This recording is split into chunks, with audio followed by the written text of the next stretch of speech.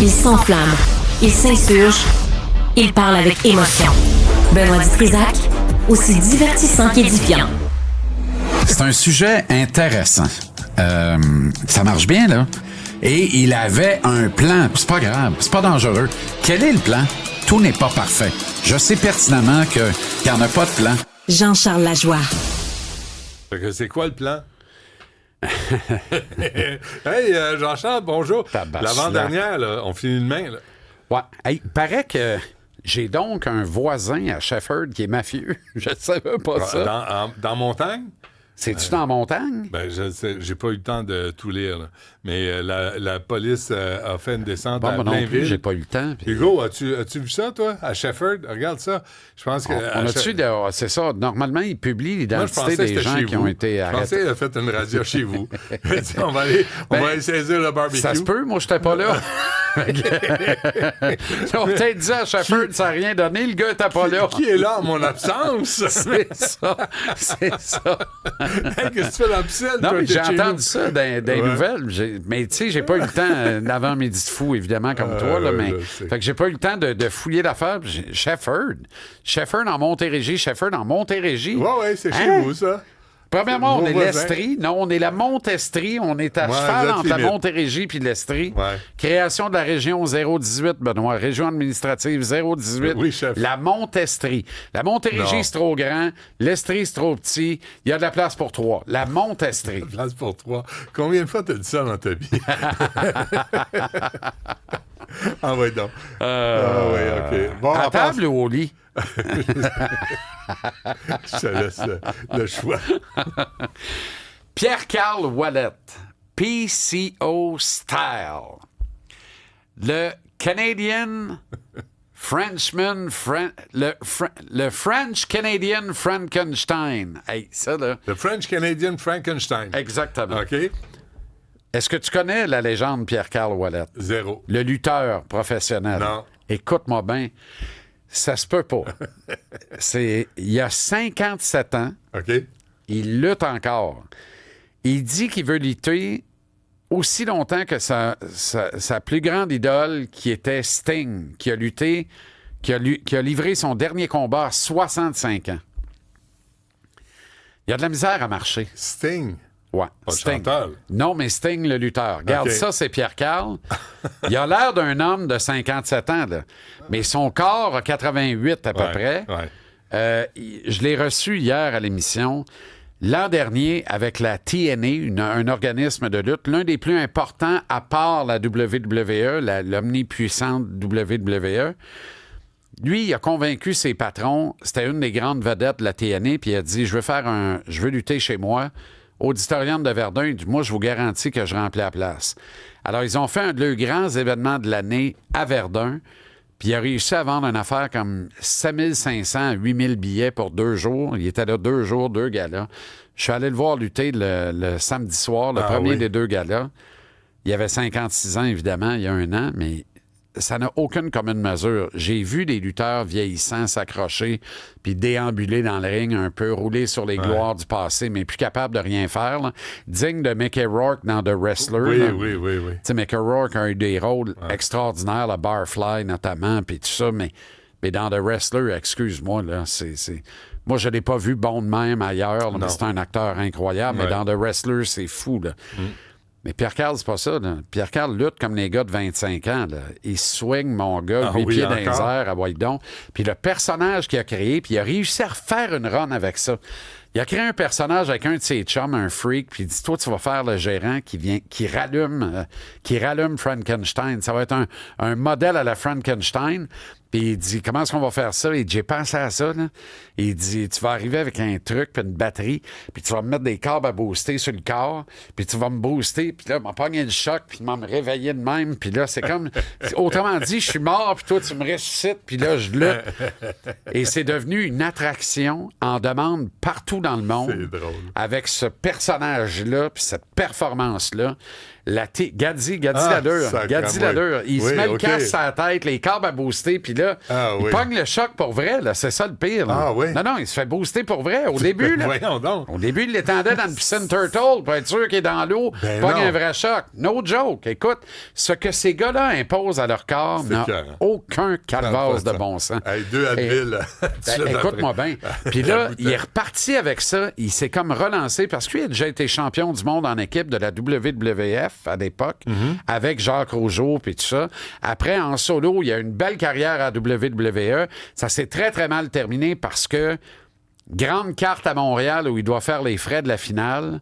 Et là, il apprend dans l'après-midi, quand il y a la réunion du metteur en scène, il apprend qu'il doit perdre le soir à Montréal devant les siens. Puis il perd sa ceinture. Puis là, il dit, moi, je perds pas à Montréal. Fait que ce soir, je gagne chez moi ici. Tu fais pas ça à WWE, là. Ça a été la fin des émissions, perdu son contrat, perdu sa job. Ben oui, bien sûr. Puis il faisait de l'argent. Là. À ce moment-là, il roulait pas loin de 500-600 000 par année US. Là, qui est un salaire appréciable. Comment il s'appelle? Kevin Owens. Kevin Owens m'avait raconté au Franc-Tireur que les lutteurs qui suivaient pas le scénario de McMahon, ils luttaient plus. Ben non. Ils se faisaient barrer. Ben oui, effectivement. Puis c'est normal, t'es un metteur en scène. T'sais. Si tu fais pas ce que Denoncourt te demande, penses-tu que tu vas être dans son prochain show? C'est une pièce de théâtre. Hein? C'est un grand théâtre. Mais c'est un théâtre... un théâtre extrême. C'est un théâtre extrême. Ouais. Kevin Owens, d'ailleurs, j'envoie mes bonnes pensées. L'opération au cou, blessure majeure, ça lui a fait manquer WrestleMania. Certains avancent que c'est peut-être la fin de sa carrière. Pierre-Carl Ouellet... quand je l'avais interviewé, là, j'avais fait mes devoirs. Je l'avais vu sa fameuse prise. Là. Non, mais quand il se lance, puis il culbute sur lui-même, puis il tombe sur...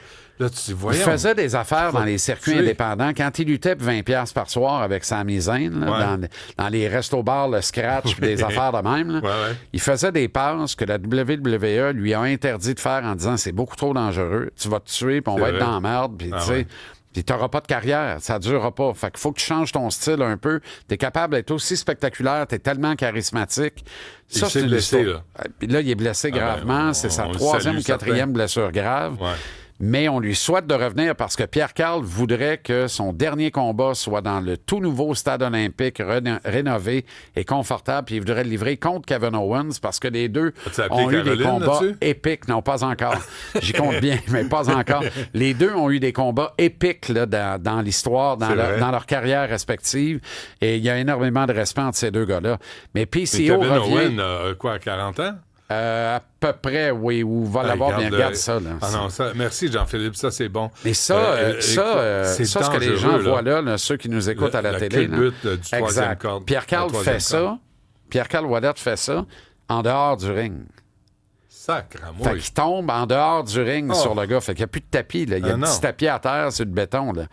Non, je te le dis, j'ai vu ça à Verdun l'année passée. OK, il est fou. Il est littéralement fou. Aussi. Il va se tuer. Il va se casser le cou. Ça va finir là. C'est fini. Il va être paraplégique.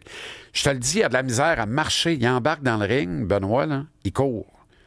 Mais hier, là, il avait de la misère à se promener, à déambuler. Comment tu vas y arriver? Exact. Ben, littéralement. Mais il embarque dans le ring, il est là, il est parfait, il court. C'est fou, hein? André puis Aline.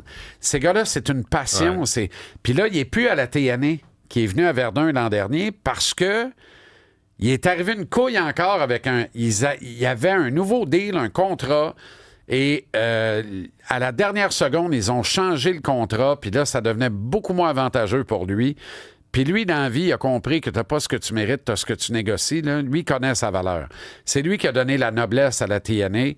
On devait le payer à sa juste valeur. Ils ont changé les règles. Parfait.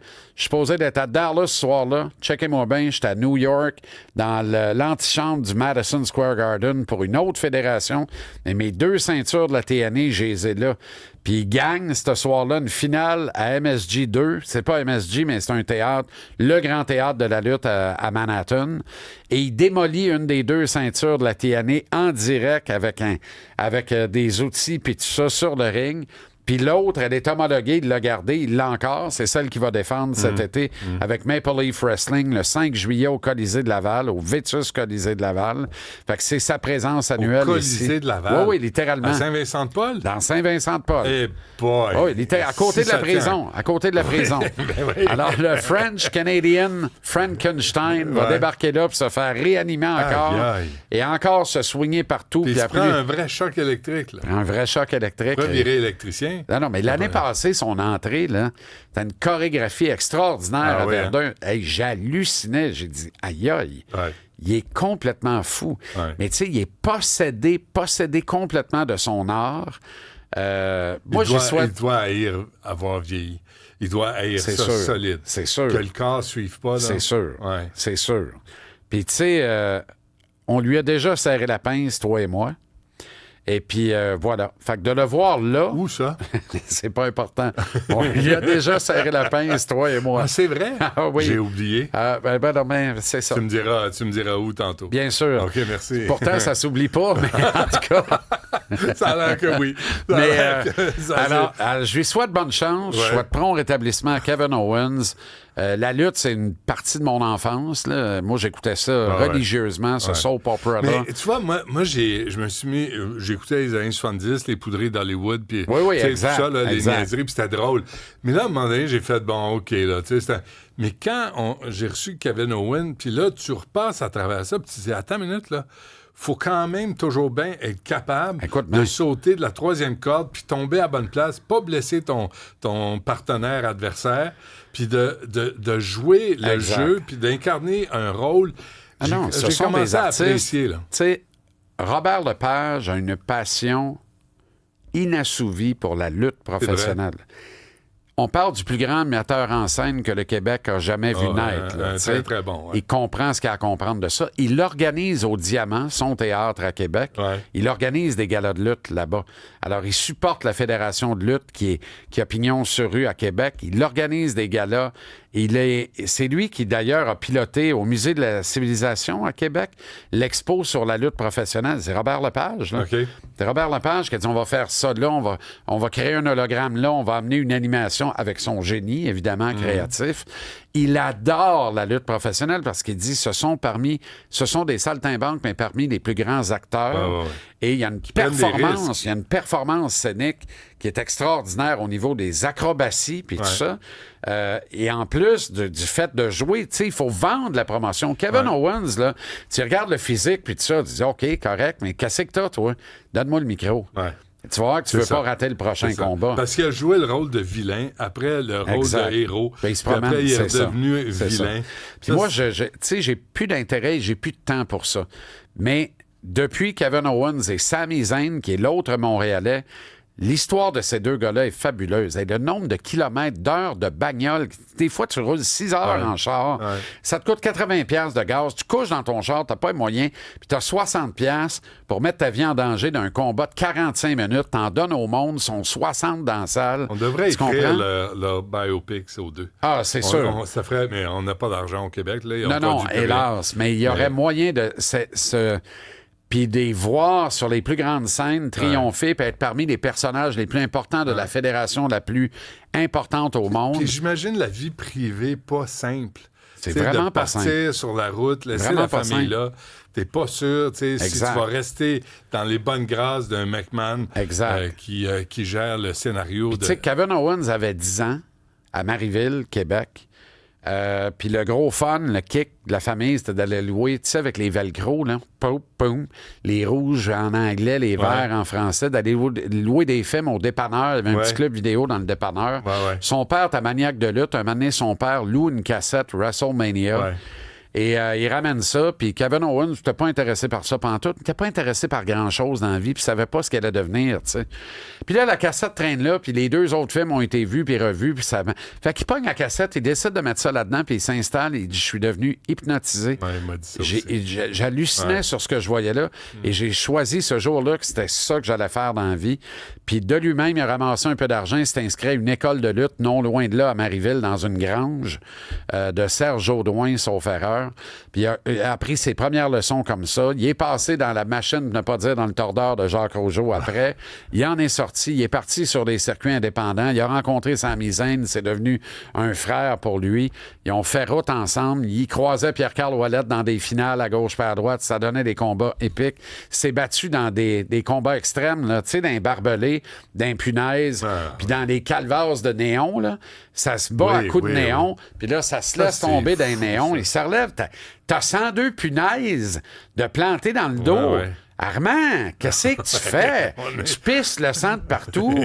T'es fendu ça de long parce que là, t'as rentré de la mauvaise... Ça l'est, Sami Zayn et Kevin Owens. Je te le dis, Benoît, il y a quelque chose là-dedans qui mérite respect et considération. On a l'air de deux vieux lutteurs, toi puis moi. Toi puis moi, en équipe, là, on serait les Canadiens Doberman. Check-nous bien aller. On lutte contre la vieillesse plus que l'autre chose. Mais on lutte pareil. On pourrait pogner PCO, puis KO, puis d'après moi... On en mangerait. Oh, calvasse de calvasse! Merci, Jean-Charles. On se reparle demain pour la dernière. Toi aussi, Jean-Philippe. Tu vas lever de terre si on se met les deux sur ton corps. Attends pas qu'on traverse la vitre, toi. Tu veux nous provoquer? Toi, ça va se régler. Coup de poing! Coup de poing! Vas-y, va!